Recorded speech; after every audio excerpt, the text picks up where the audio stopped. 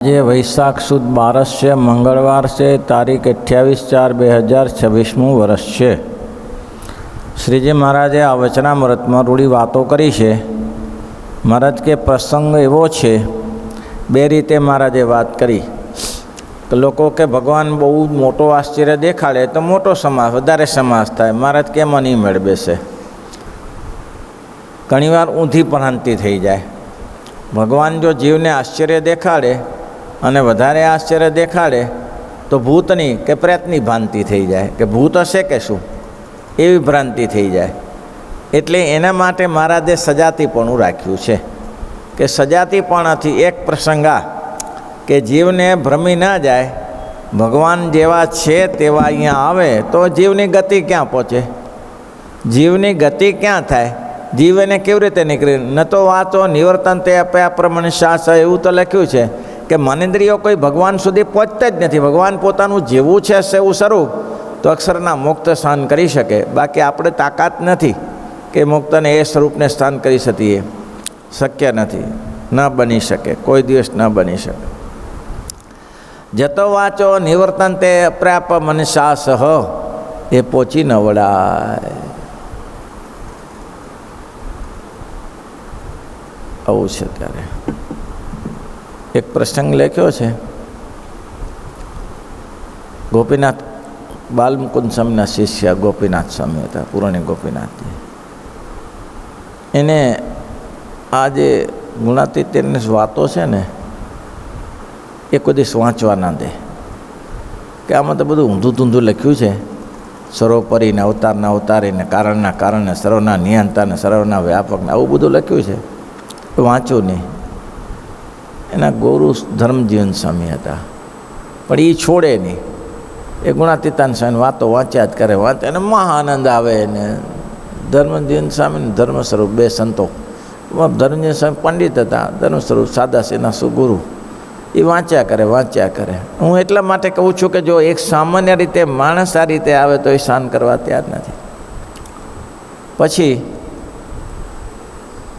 કે જવાનું થયું એટલે કે અમે જઈએ સ્વામી, હમણાં આવીએ, પણ જેને મળવું હતું એ ભાઈ નહોતા, એટલે તાત્કાલિક પાછા આવી જતો। પાછા આ બંને જણા વડીલો લાગી પડેલા દોસાઓ સંતો વાંચવા, ખીજાયા કે તમને આ કોને કીધું આ વાંચવાનું? ગુણાતીતાની સામે વાતો પડતી મૂકો, અત્યારે બીજું ઘણું વાંચવાનું છે, વાંચો ને તમે।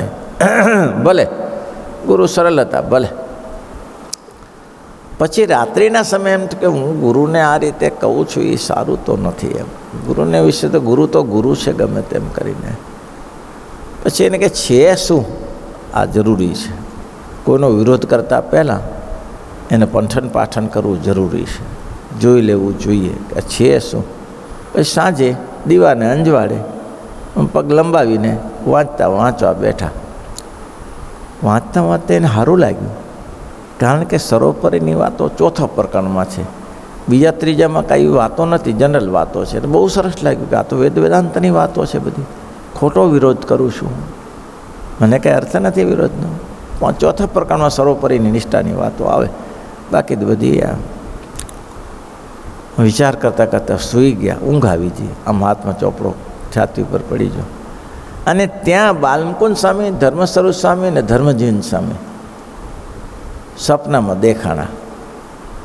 અને ધર્મજીવન સ્વામીએ એના પગ ઉપર પગ દબાવ્યો, અંગૂઠો દબાવ્યો, એવી વાત લખાઈ છે।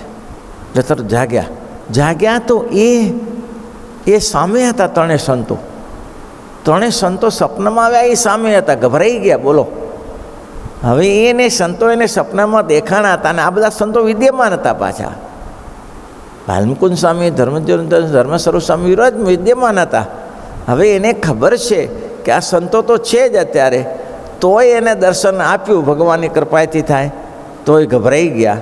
જો આટલામાં ગભરાઈ જતા હોય તો પુરુષોત્તમ નારાયણ પોતાનું સ્વરૂપ લઈને આવે તો શું થાય? થાય શું? ભૂતની કે બ્રહ્મરાક્ષની ભ્રાંતિ થાય ભાઈ।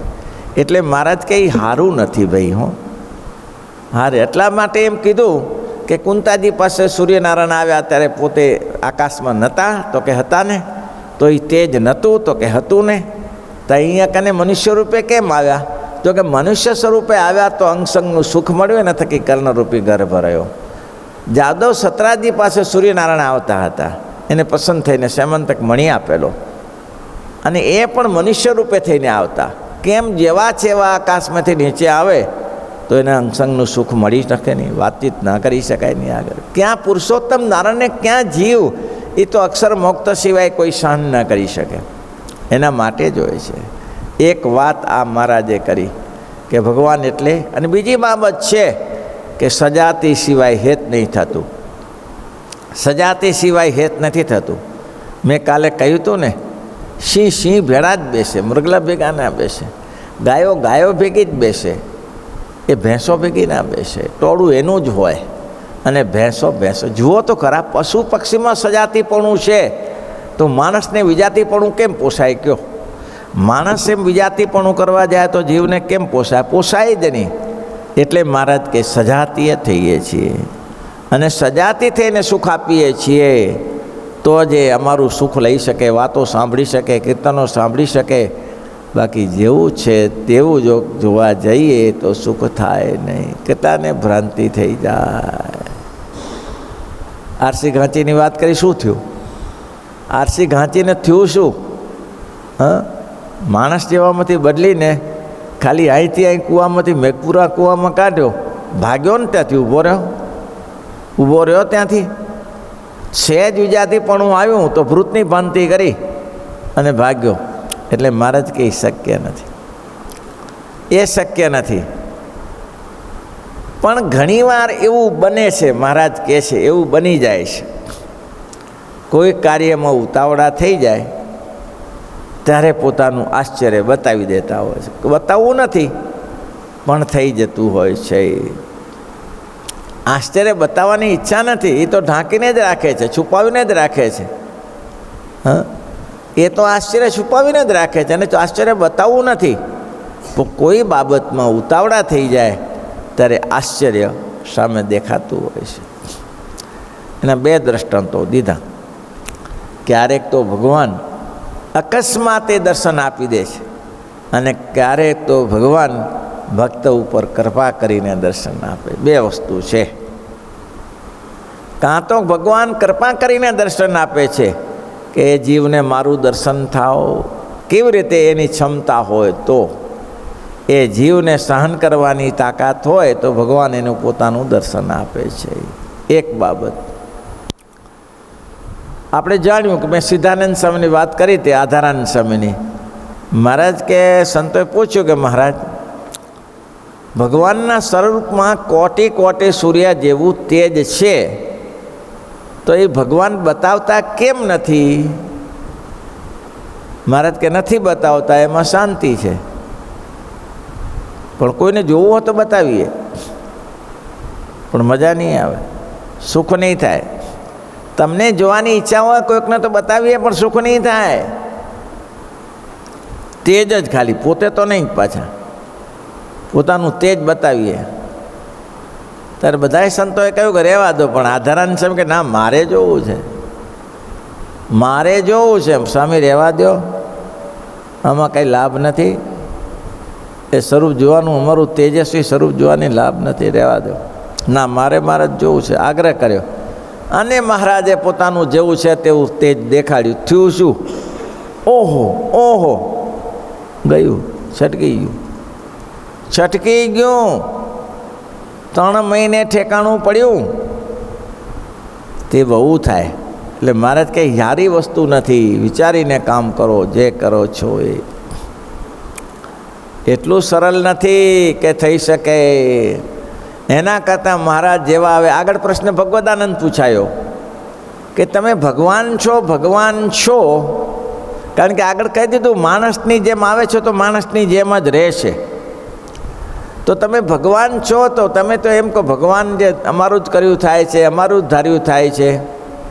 જ્યારે કંઠી બેઠે ત્યારે કાળકર્મનો ભય નથી, એને કાળકર્મ કંઈ અસર કરી શકતો નથી, એવું તમે કહો છો. તો તમારા ભક્તજનો દુખિયા કેમ થાય છે? અને જ્યારે દુખિયા થાય છે ત્યારે તમે મનસુબા કરો છો દુઃખ મટાડવાના, હવે કેમ કરીશું ને, હવે કોનો સહાય લેશું ને, તો એમ કેમ થાય છે? મહારાજ કે ભગવદાનંદ સ્વામી, એ પૂર્વે થયું ને એમ રહેવા દેવાનું. ભગવાન અવતારોનું કામ અવતારની રીતે જ કરે છે. જે રામકૃષ્ણ આદિક અવતારોમાં જે ચરિત્ર છે ને એ જ ચરિત્ર લાભદાયક છે. એ ગાઓ તો કલ્યાણ થાય, બાકી ના થાય. ભલભલાને સંદેહ થઈ જાય, સેજ આડુરું થાય તો રામાયણમાં લખ્યું છે, જ્યારે લક્ષ્મણજીને મૂર્છા આવી ત્યારે હનુમાનજીએ કહ્યું